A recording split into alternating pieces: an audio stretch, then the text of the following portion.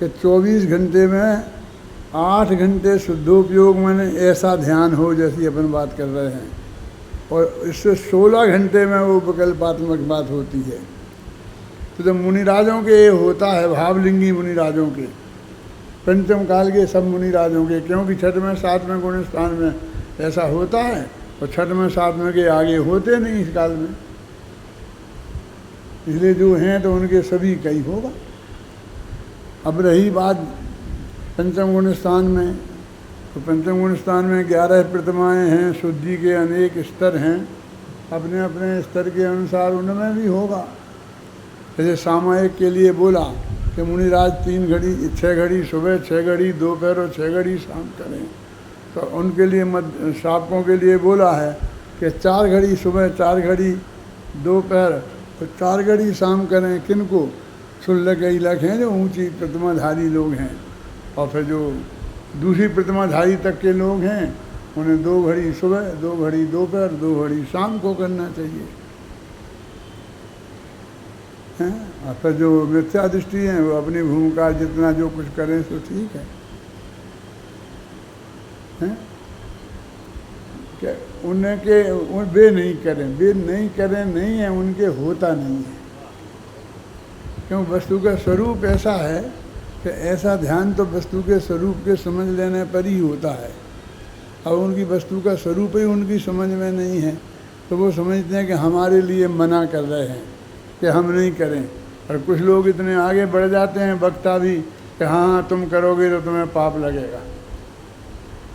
जैसे कहते हैं सुबह करोगे, शाम करोगे, असमय में करोगे तो पाप लगेगा, फलाना करोगे तो पाप लगेगा, हैं? बांध दिया सब में तो पाप ही पाप लगता है। जब पाप करता है तब फिर क्या होगा? तब कुछ पाप लगेगा नहीं लगेगा? मैंने 2 वर्ष के बच्चे को, 1 वर्ष के बच्चे को हर बात में सिखाती हैं, बेटा ये पाप है, ये पाप है, ये पाप है। उधर को देखा तो पाप हो गया। अब वो बेचारा देखते देखते इतना घबराने लगता है कि हर बात में उसे पाप पाप देखने लगता है ना? तो पाप का स्वरूप क्या है, वास्तविक स्थिति क्या है, हम तो निर्णय करें। वो ऐसा ना हो जाए कि एक व्यक्ति अपनी पत्नी से जो कुछ कहता था तो कभी मानती थी, कभी नहीं मानती थी, और कभी कभी उसकी बहुत ज़रूरी बात होती थी वो भी नहीं मानती थी। एक बार उसने कहा, आ गया उसके एकदम दिमाग में कि तू ऐसा ज़्यादा करेगी और नहीं सुनेगी मेरी बात तो मैं घर छोड़ के चला जाऊँगा, किसी मुनि महाराज के साथ दीक्षा ले लूँगा। उसने ऐसा उसके मुंह से निकल गया। पत्नी बेचारी घबराई कि ये चले गए तो क्या होगा, तो एकदम नरम पड़ गई और काम उसने बराबर नींद में किए बिना कर दिया। तो उसके हाथ एक चाबी लग गई कि जो काम कराना हो तो बस ये बोलो कि मैं दीक्षा ले जाऊँगा। तो वो धमकी के रूप में उसका प्रयोग करने लगा और इतना अधिक करने लगा कि बेचारी पत्नी परेशान हो गई। जरा सी बात है, उसने कहा 1 गिलास पानी, और एकदम तत्काल उसने दे दिया सब काम छोड़ के, तो ठीक है, और ज़रा देर करी तो मैं दीक्षा ले जाऊंगा। तो वो बहुत परेशान हो गई। तो मंदिर में गई तो महाराज जी से उसने प्रश्न किया कि मेरे पति बहुत वैराग्यशाली हैं, उन्हें बात बात में वैराग्य हो जाता है, ये तो मैं ही जानती हूँ कि मैंने उन्हें कैसे रोक रखा है। कोई दूसरी होती तो अभी तक तो वे चले गए होते। तो उन्हें होता क्या है, तो उसने बताई कि जरा जरा सी बात में मैं दीक्षा ले जाऊँगा, ऐसा बोलते हैं। महाराज की समझ में आ गई कि मैं एक मंत्र देता हूँ, जब तेरे पति ये बात कहें तो तुम वो मंत्र बोलना जोर जोर से, सब ठीक हो जाएगा। तो उसने मंत्र दिया कि घर छोड़ें यदि जिन मिलें तो अबहु छोड़ो कंत, वो घर छोड़ें घर घर फिरो तो कबहू न छोड़ियो कंज। समझ आई कि घर के छोड़ने से सिर्फ मिलता है, मुक्ति मिलती है। तो मैं हाथ जोड़ के निवेदन करती हूँ कि अब भी हाल छोड़ दो, देर क्यों करते हो। घर छोड़ें यदि शिव मिलें तो अबहू छोड़ो कंत, अभी छोड़ दो। और एक घर छोड़ के घर घर डोलने लग जाओ। यार एक घर में शांति से 2 टाइम खाना खाते हो और घर छोड़ दोगे तो सुबह इसके यहाँ, शाम को उसके यहाँ, सुबह उसके, घर घर डोलोगे। एक काम के लिए नहीं, सब कामों के लिए हैं? 5 इंद्रियों के विषयों के लिए कि घर छोड़ें घर घर फिरो तो कबहू ना छोड़ना। लेकिन घर छोड़ के भगवान मिलते हैं तो अब भी छोड़ दो। तो उसकी समझ में आ गई कि ये क्या कह रही है। तो उसके बाद धीरे धीरे बीमारी कम हो गई। मेरे कहने का मतलब है कि इन सब चीज़ों का जो वस्तु का स्वरूप का प्रतिपादन होता है, जहाँ जिस अपेक्षा से जो कथन है वो समझना चाहिए। उसका ऐसा अतिशय प्रयोग नहीं करना चाहिए कि जगह जगह में इसमें पाप है, इसमें पाप है, इसमें पाप है। इससे फिर नई बीमारी खड़ी हो जाएगी और फिर वो उस बीमारी का इलाज सोचने लगेगा कि क्या करूं मैं इस बीमारी का, क्योंकि मैं तो कुछ भी नहीं कर सकता हूं। बैठ के खड़ा हूं तो मम्मी कहती है पाप लगेगा। अभी वो बच्चा बेचारा क्या समझेगा पाप क्या होता है और कैसे लगता है, क्या होता है। अरे मम्मी ही नहीं समझती है तो बच्चा क्या समझेगा, हैं? तो मैं आपसे ये बात कह रहा था कि हमारी स्थिति क्या है थोड़ी। जब ये कहा कुछ सोचो नहीं, कुछ बोलो नहीं और कुछ करो मती, तो इसको ऐसा ये असंभव नहीं है। जब आपने ध्यान के लिए ऐसा नहीं किया अध्यात्म, तब भी कभी कभी ऐसा हो जाता है कि हमारा कुछ करना बंद हो जाता है। ऐसे ही कैसे हम बिल्कुल पत्थर की मूर्ति जैसे बैठे रह जाते हैं और हम कुछ बोलते भी नहीं हैं और सोचना भी बंद हो जाता है। ऐसी आंखें फाड़े के फाड़े रह जाते हैं। ऐसा होता है हमारे पास कभी कभी। यानी वो स्थिति जो हम आपको बता रहे हैं, आपको आत्मा का ध्यान के विकल्प के बिना भी कभी कभी ऐसी हो जाती है।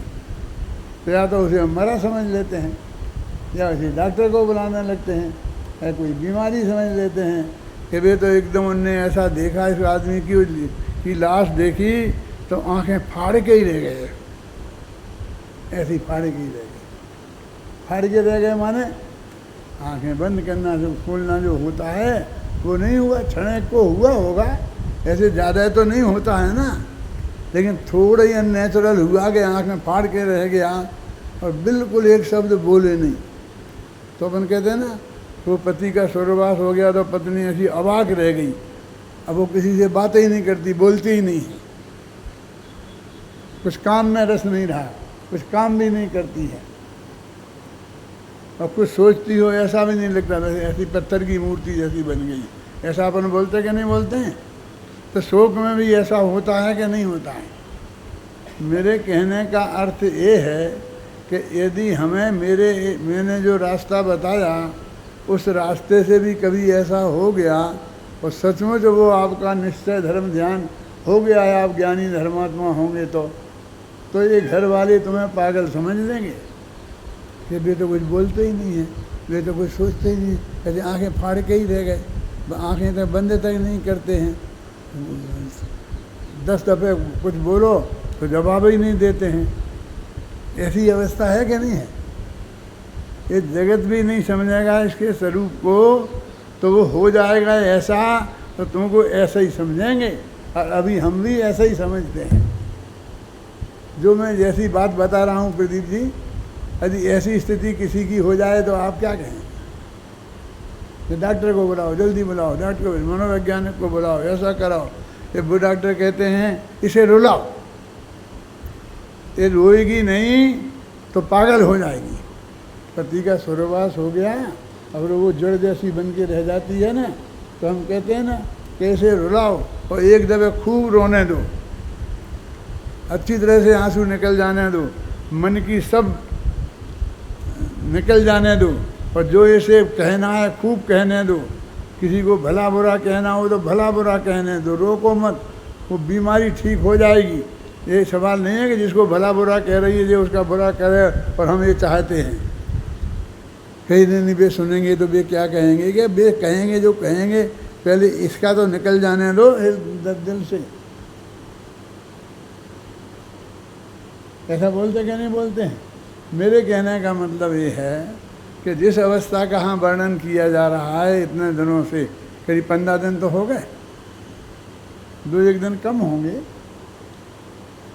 तो ऐसी स्थिति हो जाएगी तो हमको लोग क्या समझेंगे? तुम तो ये कहते हो, सम्यक दर्शन भी किसी को हो गया और सम्यक दृष्टि के आचरण के कितने स्वरूप हैं इसकी आपको कल्पना नहीं है। कभी कभी मैं आपको बोला करता हूँ कि ऐसा भी उत्कृष्ट स्वरूप होता है कि बिल्कुल शांत, जिनके लिए जयपुर जयचंद जी छाबड़ा ने लिखा है, मुनि वर वृत्तिता की रही ताके माही अचल। ये क्या लिखा हूँ? सरवार सिद्धि की वचनिका पंडित जयचंद जी छाबड़ा ने की, और सरवार सिद्धि की वचनिका में टोटल उन्हें प्रशस्ति लिखी। प्रशस्ति समझते हो? अंत में अपना नाम लिखते हैं, बाप का नाम लिखते हैं, अपना परिचय लिखते हैं, मैंने ये किताब बनाई, कहाँ रह के बैठ के बनाई, किस निमित्त से बनाई, जो कुछ भी उन्हें लिखना होता है वो प्रशस्ति में लिख देते हैं। उससे उसकी प्रमाणिकता है, वो कोई ख़राब चीज़ नहीं है कि जिनने लिखी वे हल्के स्तर के आचार्य हो गए, पंडित हो गए, और जिनने नहीं लिखी वे बहुत महान हो गए। नहीं लिखी तो नहीं लिखी, लिखी तो लिखी, उससे अच्छे बुरे का कोई निर्णय नहीं है। लेकिन वो लिखते हैं तो उनने लिखा, क्या लिखी? सरवार सिद्धि की वचनिका। ये उनने टीका लिखी, किसने? पंडित जयचंद जी छाबड़ा ने। और टोडरमल जी के बारे में उनको दिमाग में आ गया, तो उन्होंने लिखा कि मैं 22 वर्ष की उम्र में जयपुर आया था अपने गांव से। उनका गांव था पास में फागी गांव का। तो फागी गांव से जयपुर आए थे, तो वहाँ पंडित टोडरमल जी का प्रवचन होता था बड़े मंदिर में, है ना, 13 पंथियों का बड़ा मंदिर है ना, उस मंदिर में प्रवचन होता था मोती सिंह भूमियों के रास्ते में। तो मैं वहाँ उसमें प्रवचन सुनने जाया करता था। आता तो था अपने व्यापारिक काम से, लेकिन सुबह का टाइम होता था तो मैं वहाँ प्रवचन सुनने जाता था, क्योंकि 2-4 दिन रहना पड़ता था, तो रहते होंगे कहीं, तो सुबह उठ के मंदिर में टोडरमल जी का प्रवचन सुनने जाते थे। ऐसे उनका समागम हुआ। कोई ऐसा परिचय नहीं था पहले से कुछ भी। वे प्रवचन करते थे, सुनते थे। तो उनने लिखा कि वो टोडरमल जी ऐसे थे कि जो भी काम करते थे, शास्त्र लिखते थे, पढ़ते थे, बोलते थे, तो उनकी सारी परिणति में उनकी प्रवृत्ति ऐसी रहती थी जैसे मुनियों की रहती है। ये उन्हीं के शब्द हैं, मुनि वर वृत्ति ताकी रही ताके माही अचल। उनकी बाकी माने उनकी प्रवृत्ति उन कार्यों में भी, माने प्रवचन करते हुए, शास्त्र लिखते हुए, भोजन करते हुए, उनकी प्रवृत्ति ऐसी थी अचल बिल्कुल उसमें। और मुनिवर बत, जैसे मुनिराजों की। तो इसमें 2 बातें आ गई। एक तो मुनिराजों की वृत्ति कैसी होना चाहिए ये बताया, अचल वृत्ति रहना चाहिए। अपनी धुन के पक्के हैं। जैसे कुछ लोग होते हैं, आपने देखा होगा, अपनी धुन के पक्के हैं, 24 घंटा अपनी धुन में रहते हैं। खा लिया जब खा लिया, नहीं खाया, पानी पी लिया। उन्हें बुलवाई कि भैया 1 गिलास पानी लाना, उन्हें ला के रख दिया। फिर ये अपने धुन में चढ़ गए, तो 1 घंटे के बाद तक वो पानी रखा ठंडा हो गया, गर्म हो गया। क्यों? चाय ठंडी हो गई। तो अपनी धुन में मस्त हैं। आए और तत्काल उनका उपयोग जाए तो पी लेते हैं, अब उपयोग नहीं गया और अब अपनी धुन में चढ़ गए तो चढ़ जाते हैं। ऐसे लोग आपने लौकिक दृष्टि से भी, जो खासकर वैज्ञानिक लोग होते हैं, उनकी प्रवृत्ति ऐसी देखी होगी। तो ऐसे ही मुनिराजों की वृत्ति ऐसी होनी चाहिए। इसका एक ऐसा अर्थ हो गया ना, यानी जयचंद जी छावड़ा को मुनिराजों की प्रवृत्ति कैसी होना चाहिए ये बात है। अब मैं मुनिराजों की प्रवृत्ति ज़्यादा बताऊंगा तो कुछ लोग कहेंगे कि आप अपनी बात से अलग चले गए थे, कई तो बहुत अच्छी बात थी और फिर मुनिराजों की बात पे आ गए। तो मुनिराजों की बात बुरी होती है क्यों? मैंने मुनिराजों की कोई बुरी बात कही थी? मैं तो मुनिराजों की बहुत अच्छी अच्छी बात कही थी कि उनकी प्रवृत्ति कैसी महान होती है कि किसी और आदमी की अच्छी वृत्ति और प्रवृत्ति बतानी हो तो उनका उदाहरण दिया जाता है, तो उनकी कितनी महान होती होगी। मैंने तो ऐसी वृत्ति कि जिनका एक तरफ ध्यान हो जाता है, उनकी हर लोगों की ऐसी प्रवृत्ति हो जाती है। अब यहाँ क्या हो गया? ये तो कोई वैज्ञानिक नहीं है, ये तो कोई वैज्ञानिक की हो जाती होगी, कोई मुनि की हो जाती होगी। अब हम तो साधारण गृहस्थ हैं, व्यापारी हैं, अब हमारा तो सब चलता है, हम क्या करें? ऐसा भी प्रश्न है ना लोगों का।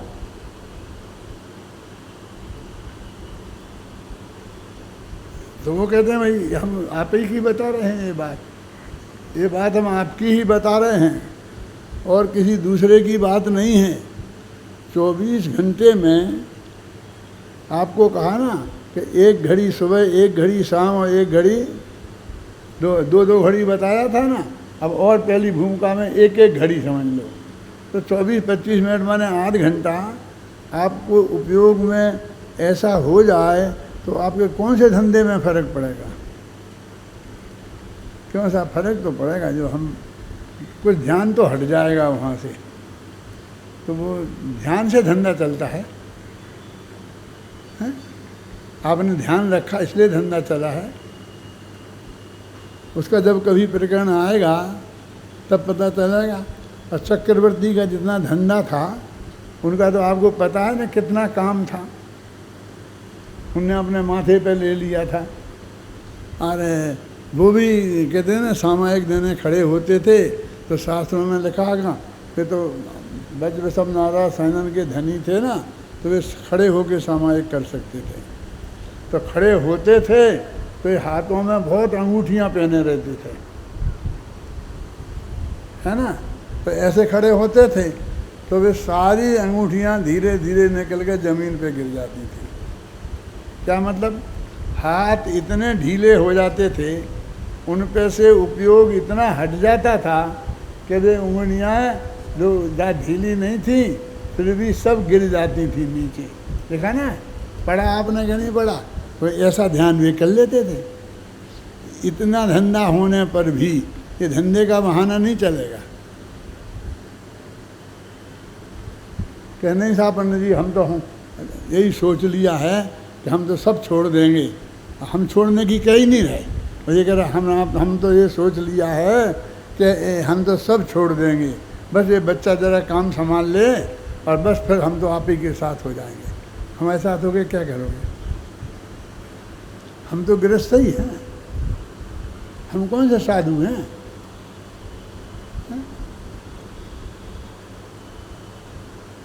किसी महाराज के साथ हो जाएंगे तो समाज में अब जितने लोगों का बोझा है उसे एक लोगों का और बढ़ जाएगा।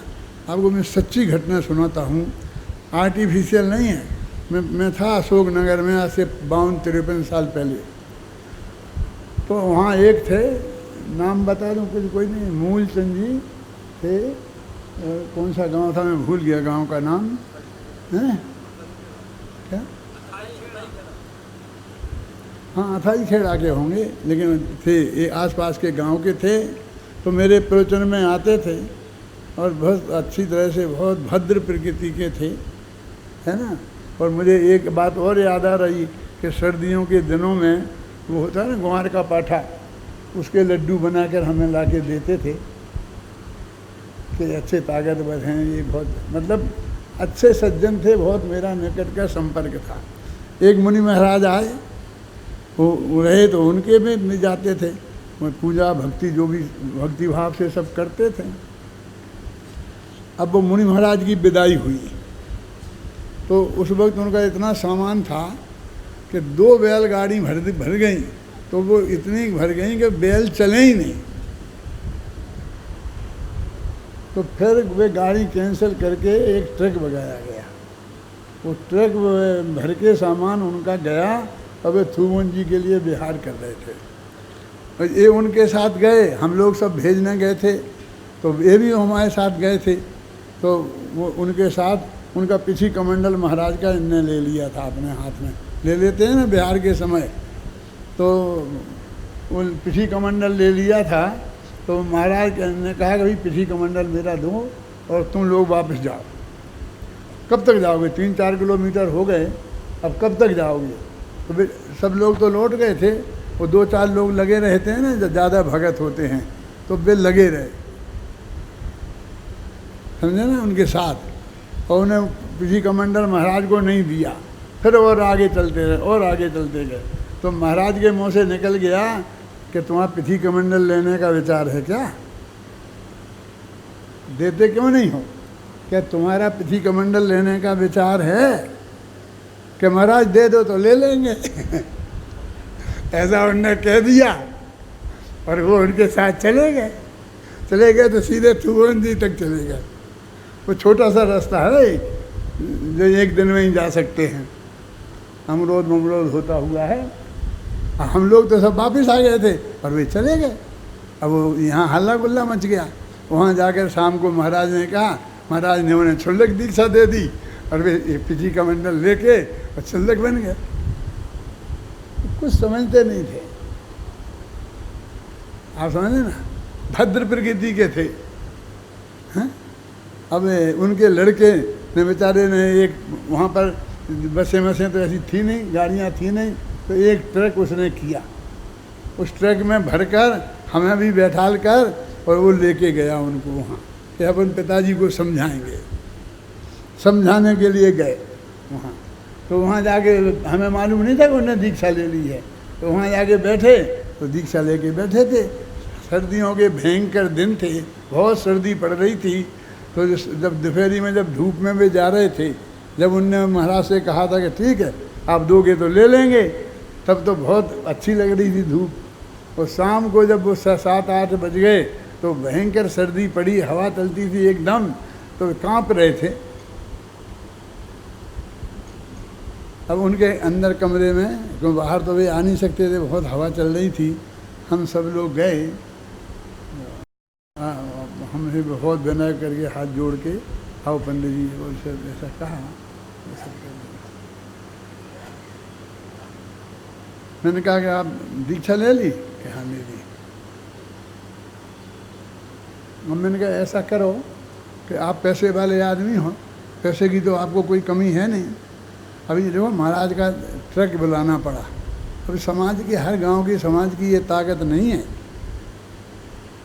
कि वो ट्रक बुलाए और भेजे और अपने गांव से दूसरे गांव महाराज को भेज दे। हर एक गाँव, छोटे छोटे गांव हैं, गरीब लोग बेचारे रहते हैं, और तुम्हारे पास पैसा बहुत है तो एक ट्रक तुम अपने साथ ले लो। अपने बेटे से कहो कि एक ट्रक, क्योंकि अब तुम लोगे तो तुम्हारे भी एक ट्रक होगा। नहीं नहीं नहीं, हाथ जोड़ कर नहीं नहीं नहीं, आप जो कहोगे सो ही करूँगा, आप जो कहोगे वो करूँगा, ऐसा कहने लग गए। क्योंकि तब तक उनका विचार, कुछ सर्दी लगी थी ना,